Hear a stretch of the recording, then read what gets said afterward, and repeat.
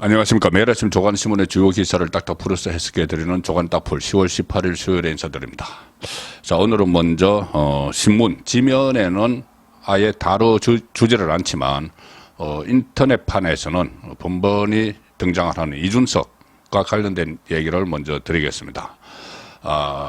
우리 정치의 질을 낮추는데 일조를 하는 사람들이 몇 사람 있습니다. 여의도 주변에. 저는 그 사람들을 여의도 낭인이라고 부르는데 다른 경력 없이 그냥 처음부터 정치판에 들어와서 일종의 어슬렁거리면서 여기저기 기웃기웃거리고, 요즘에는 또 매체가 다양해지면서 뭐 정치 패널로 나가기도 하고, 그러다가 이준석처럼 갑자기 당 대표가 되기도 하는, 그런데 당 대표가 되고 나서 국민의힘을 상당히 곤란한 지경에 빠뜨렸죠. 이 정권 교체도 사실상 어려울 뻔했습니다. 그런 이준석이 있는가 하면은 또 그 여의도 주변에는 그냥 이런저런 뜬 소문들을 가지고 마치 큰 정보를 가지고 있는 양 행세를 하면서, 또 뭐 라디오 같은데 자편향된 라디오에 출연을 하는 사람들, 소속은 국민의힘 쪽에 가까운데 그 윤석열 정부를 비판을 하면서, 무작정 비판을 하면서 자기의 존재감을 가시하는 그런 사람들도 있는데, 그런 사람들로 인해서 정치의 질이 저는 떨어진다고 생각합니다. 희화화되고 정치가 국민의 불신을 사는데 한 몫을 하는 사람들이 있는데, 어쨌든 그것도 지금 정치권에서 일어나는 현상이니 간혹 소개를 드리고는 있습니다. 자, 오늘은 지금 그 안철수 의원과 또 맞붙었죠. 그 이준석. 그런데 안철수 이준석 대결에 또 한 사람이 끼어들었습니다. 장성철이라는 그 김무성 전 의원 보좌관 출신이죠. 장성철 씨가 지금 끼어들었는데, 장성철은 지금 이준석의 유튜브 채널에 출연을 하고 있는 사람이죠. 자, 어떤 내용이냐 하면은 국민일보 인터넷판으로 소개를 드리겠습니다. 국민일보 안철수 지난해 쓰러져서 심폐소생술, 장성철 재반박. 장성철, 안철수 심장에 문제가 생겨 2번 위험한 상황이 있었다. 안철수 측은 거짓 정보다. 그러니까 장성철이 다시 지난해 분당 재생병원 응급실에 갔다. 자, 이런 공방을 벌이고 있는데, 내용은 이겁니다. 이준석이 안철수를 비난을 하면서 그런 말을 했죠. 아예 나는 아픈 사람을 상대하지 않는다, 이렇게 이야기를 했죠. 그 말을 두고 어떤 뭐 정신적인 문제를 가지고 그런 식으로 대꾸하는 것 아닌가, 이렇게 덜 생각을 하셨을 텐데, 여기에 대해서 장성철, 이준석의 유튜브에 출연을 하는 장성철이 CBS 라디오에 나가서 이야기를 했습니다. 그러니까 라디오에서도 생방송으로 진행되는 라디오에서도 이런 문제를 가지고 지금 막 다루니까 이 정치가 정말 희화화되는 그런 측면이 있죠. 어쨌든 장성철이 뭐라고 했냐면은, CBS 라디오에서 이준석이 안철수를 비꼬거나 공격하려고 한 게 아니다. 사실상 안철수가 좀 아픈 부분이 있다, 이렇게 주장을 합니다. 그러면서 안철수 의원에게 2차례 위험한 상황이 있었다. 이준석이 안철수의 건강이 안 좋다는 걸 표현한 것이고 정신적으로 문제가 있다는 식으로 접근한 것은 아니다. 이렇게 이야기를 했습니다. 그러니까는 안철수 의원에서 바로 반박 입장문을 냈죠. 뭐라고 했냐면은, 아니, 안철수 의원은 어떠한 기저질환이나 기타 질병을 갖고 있지 않다. 마라톤을 완주할 정도의 강한 심장을 갖고 있다. 자, 그 마라톤 완주 소식이 가끔 들리죠. 안철수는 또 외국에서도 마라톤을 뜁니다. 그런데도 장성철은 구체적인 거짓 정보를 지어냈다, 이렇게 반박을 했습니다. 그리고 장 소장은 안철수 의원을 향한 이준석 전 대표의 비아냥을 두둔하기 위해서 악의적인 허위 사실로 국민을 속이고 있다. 허위 발언에 대해 금일 내로, 어제 내로 정정하고 사과하지 않으면 법적 조치하겠다, 이렇게 했는데, 이 장성철 씨가 다시 이야기를 합니다. 다시 그 글을 올립니다. 뭐라고 하냐면, 안철수 국민의힘 의원이 지난해 6월 2일 오후에 쓰러져서 심폐소생술이 진행이 됐고 구급차에 실려 분당 재생병원 응급실로 갔다. 구체적인 이야기를 합니다. 그리고 안철수 의원 쪽이 자기를 향해서 거짓 정보다 하면서 법적 조치를 예고한 것에 대해서 이렇게도 말합니다. 계속 저를 협박하시면 병원 이송 당시 구급차 사진도 공개하겠다. 이렇게 또 이야기를 합니다. 자, 오늘 좀 여기에 대해서 안철수 의원의 직접적인 이 해명이나 관련 발언이 나올지 일단 지켜보겠습니다. 그런데 이런 문제를 가지고 라디오 같은 데서 다 이 마이크를 빌려줘서 이런 이게 진짜인지 가짜인지 아직은 판명하기 어렵지만은 어쨌든 진짜라고 하더라도 이런 문제를 가지고 라디오에 나와서 마치 정치평론가라고 하면서 견해를 자기 이런 뭔가 정보를 가지고 있다는 것을 공개를 하고 자 이런 식의 여의도 낭인 정치가 지금 계속 활개를 치고 있는 상황입니다. 제가 더 이상은 말씀드리지 않겠지만은 이와 유사한 행태를 보이면서 이 여의도 주변에서 그 생활을 하는 사람들이 꽤 됩니다. 자, 그 사람들이 저는 우리 정치의 질을 떨어뜨리고 신뢰를 더 무너뜨리는 역할을 하는 사람들이라고 생각을 합니다. 자, 오늘 조간신문에서는 두 가지 사안을 크게 다뤘습니다. 하나는 이재명, 이제 본격적으로 재판 리스크가 시작이 됐다. 검찰 리스크에서 법원 리스크가 시작이 됐다. 또 하나는 강서구청장 보궐선거에서 패배한 김기현 국민의힘 지도부가 세선을 한다고 하지만은 그것이 성에 차지 않는다. 자, 그래서 다른 대안도 필요하다. 자, 이런 이야기들을 중점적으로 오늘 조간신문은 다뤘습니다. 먼저 조선일보 사회면 기사입니다. 8시간 재판 이재명 직접 33분간 혐의 부인. 그래서 현실화된 이재명 재판 리스크. 어제 서울중앙지법 311호 법정에 출석을 했는데 이 대장동 위례개발 비리 성남FC 불법 후원금 사건의 피고인 자격으로 했습니다. 그래서 조선일보가 쭉 스케치 형식으로 씁니다. 제1야당 대표가 8시간 동안 재판을 받았는데 이것이 일회성이 아니고 앞으로 계속 보게 될 장면이다. 그래서 과연 이재명이 제1야당 대표 역할을 제대로 할 수 있겠느냐, 총선을 진두지휘 할 수 있느냐, 자, 그런 문제 제기가 지금 민주당 안에서도 나오고 있습니다. 이재명은 이날 8시간 가까이 피고인석에 앉아 있어야 했다. 이전까지는 재판 준비 절차라서 이재명 피고인이 직접 출석할 필요가 없거나 아니면은 건강 상태가 고려돼서 재판이 짧게 끝났다. 그리고 또 이재명이 연기도 하고 했죠. 그런데 이날은 달랐다. 법조계에서는 이재명의 재판 리스크가 현실화되고 있다는 말이 나왔다. 자, 어떻게 이재명이 재판정에 앉아 있는지 쭉 스케치를 합니다. 검찰은 법정에 걸린 스크린에 프리젠테이션 자료를 띄우고 배임, 이해충돌방지법 위반 등 혐의를 구체적으로 설명을 합니다. 자, 쭉 검찰이 설명을 하니까 이재명이 오후 12시 44분에 휴정하기 직전에 이재명이 대장동 사건에 대한 국민의 관심이 높은데 검찰의 일방적 주장만 대대적으로 보도될 것 같아 나에게도 반박할 기회를 달라 이렇게 요청을 합니다. 재판정에서 여론전을 펼치겠다는 이야기죠. 오후에 재판이 재개가 되고 나서 검사가 공소사실 설명을 마치자 재판부가 이재명 피고인에게 발언 기회를 줍니다. 이재명은 여러 가지 이야기를 합니다. 33분 동안. 검찰은 성남시가 누룽지 걸듯 딱딱 긁어서 민간업자들에게 이익을 해소했어야지 왜 조금밖에 못했느냐. 그래서 배임이다 라고 얘기하는 것 같다 하면서 여러 가지 비유를 들어서 강변을 합니다.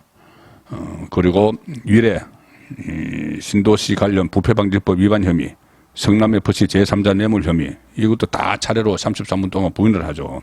자, 그래서 이제 재판을 통한 여론전에 본격 돌입하겠다, 그런 태세를 보이고 있습니다.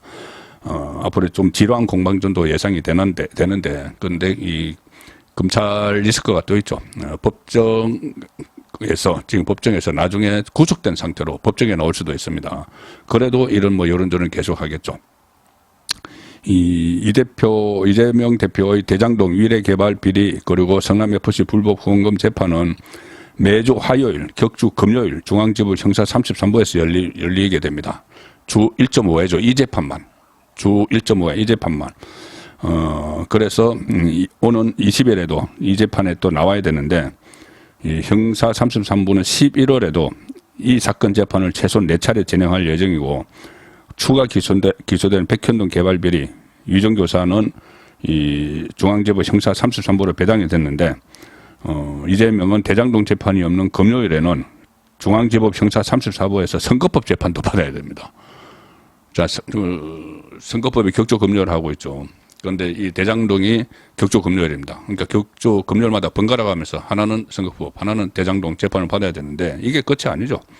지금 남아있는 대북 송금 이것을 검찰이 영장을 재청구할지 또 기소를 할지에 따라서 이재명의 1일 1재판 상황이 정말 현실화될지도 모르는 그런 단계로까지 가고 있습니다. 또 하나 있죠.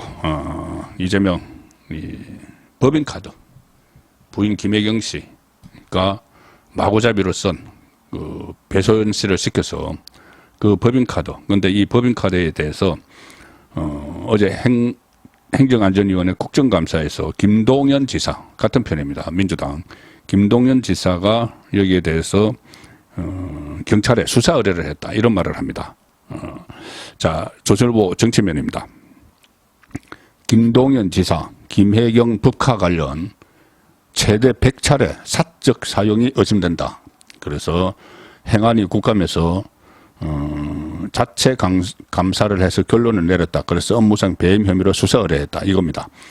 김혜경 씨 법인카드 유용 의혹과 관련해 김동연 경기도지사가 어제 행안위에서 자체 감사 결과 김혜경 씨가 법인카드를 최대 100차례 사적으로 사용한 것으로 의심된다는 결론을 내렸다. 이렇게 밝힙니다.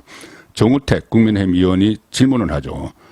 경기도 자체 감사를 한 적이 있느냐 이렇게 물으니까 김동연 지사가 본인이 취임하기 직전에 감사를 한 결과를 보니까 최소 61건에서 최대 100건까지 사적 사용이 의심된다고 해서 업무상 횡령 배임으로 경찰청에 수사 의뢰를 했다 이렇게 이야기합니다.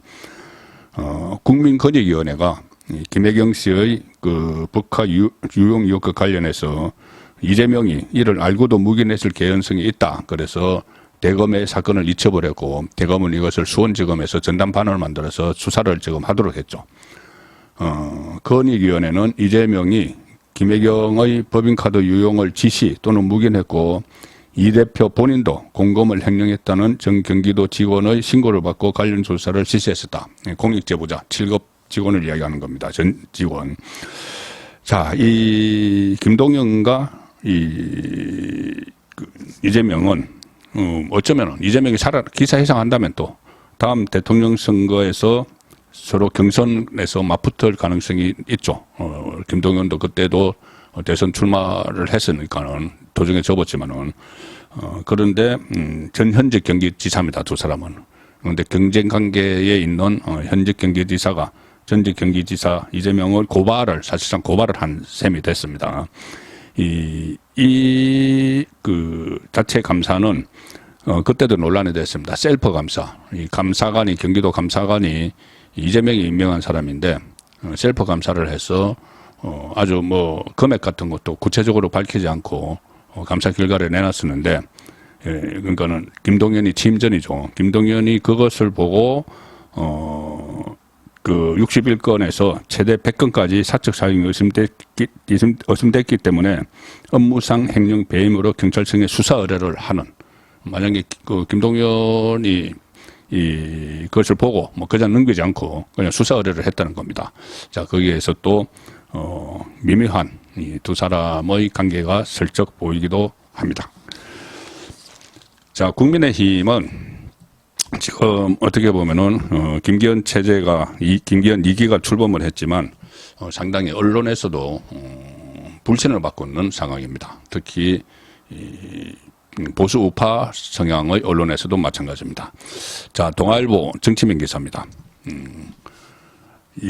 선거 참패 일주일째 혁신기구 발족 못해 맡을 인물이 없다. 자, 이게 무슨 이야기냐면은 새 지도부가 이제 도로 영남당 이런 비판을 일고 있죠. 영천의 이만희 의원이 사무총장을 맡아서 그렇습니다. 그래서 혁신기구를 만들 건데 그 수장은 비영남을 찾자고 인선하려고 모색을 하는데 수도권에서 찾고 있는데 고사한 사람이 많다. 그거 안 할래 하는 사람이 많다는 거죠. 보궐선거 참패 7일째인 어제도 혁신기구 발족 같은 구체적인 쇄신안을 발표하지 못했다.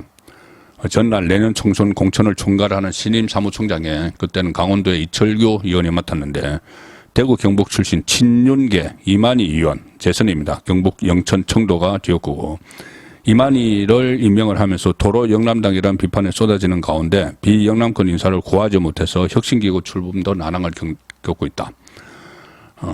지도부 관계자가 이렇게 이야기합니다. 도로 영남당 비판을 드러내기 위해서 수도권 인사를 찾고 있지만 사람이 없다.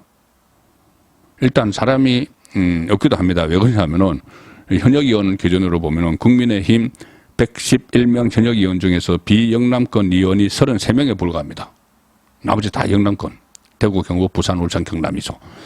한계가 있지만 그래도 이 원외에서도 있을 텐데 왜 이렇게 고사를 할까? 이유가 뻔하죠. 김기현 시즌2 2기 지도부를 가도기적인 지도부로 보기 때문입니다. 이 지도부가 계속 총선을 이끌 거라고 생각을 하면은 만약에 이런 자리를 맡아달라고 하면은 들어갈 사람들이 많이 있겠죠. 그런데 아마 이 총선까지 가지 못할 것이다. 김기현 지도부가 시즌2 지도부가 그런 그 말들이 지금 정치판에 쫙 깔려 있기 때문에 선뜻 안 들어가려고 하는 겁니다. 앞으로 비대위나 신임 지도부가 총선을 지휘할 텐데 왜 내가 소모품처럼 써야 되느냐 이런 생각을 갖고 있을 것 같습니다. 국회의원들, 여당 의원들 사이에서도 김기현 대표는 좀 불신을 받고 있는 상황으로 가고 있습니다. 자, 중앙일보 정치면 기사입니다. 김기현 김행 사태 용산에 할 말 했다 이렇게 이야기하는데 시큰둥한 의원들 보선 패배 후 의원총회 발언입니다. 여러 가지 자기가 용산에 대해서 할 말을 다 했다는 식의 여러 가지 사례를 막 이야기합니다. 근데 그게 가른 김행 전 여가부 장관 후보자가 그 사퇴해야 된다 이런 이야기들 또 여러 가지 본인이 용산에 대고 이야기를 했다고 하는데 당내에서는 그게 무슨 대단한 반대를 했다고 하느냐. 그래서 자기 변명에 주력을 했다. 의원총회에서. 자, 그와 관련된 기사들입니다. 그리고 김기현은 그동안 공개하지 않았지만은 당이 대통령실에 주도적으로 의견을 전달한 것이 적지 않았다. 이렇게 했지만 의원들의 반응은 썩 좋지 않다.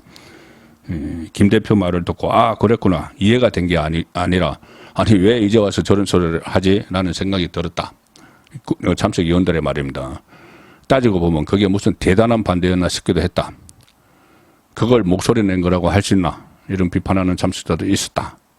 자, 지금 김기현 신임 지도부가 상당히 신뢰를 받지 못하고 있는데 당내에서도 그래도 지금 당분간은 김기현 그리고 이만희 체제가 당분간 언제까지 갈지 모르지만 일단은 시작을 했습니다. 자, 그런데 그 체제로 이 총선을 치를 수 있겠느냐? 그래서 나오는 것이 비대위 이야기도 나오고 조기 전당대 이야기까지 나오지만은 지금 현실적으로 이 체제가 그대로 간다고 하면은 거기에 새로운 인물을 좀 투입을 해야 된다.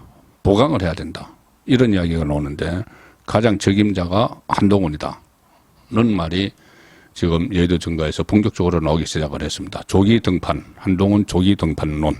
자, 그러니까 이 한동훈이 이 김기현 체제를 대체하는 것이 아니고 보완하는 역할로 등판을 해야 된다는 말이 나오는데 오늘 이 동아일보 오피니언면에 그 칼럼이 실렸습니다. 이 이성헌 부국장 오늘과 내일 칼럼인데 제목은 이겁니다. 동아일보 오피니언면. 이렇게 할 바엔 한동훈 조기 투입이 낫지 않나. 김기현, 이만희로는 이재명의 민주당 상대하기 어려워 한동훈이 총선 나오려면 정치 입문 당겨야 할 수도. 이렇게 씁니다. 필자는 강서구청장 보선 후에 대통령실 주변에서 지속적으로 김기현 대표 체제는 유지되어야 한다라는 메시지를 발신한 이유를, 왜 그렇게 김기현 대표 체제를 유지하라고 했는지 그 이유를 이만희 사무총장 인선을 보고서야 깨달을 수 있었다. 김기현, 이만희 라인을 통해 내년 총선 공천을 안정적으로 관리하겠다는 것이다. 권위주의 정권처럼 공천을 전행할 수는 없겠으나 친윤 후보들을 최대한 많이 공천하겠다는 것이다. 이 행간에 들어있는 뜻은 그거죠.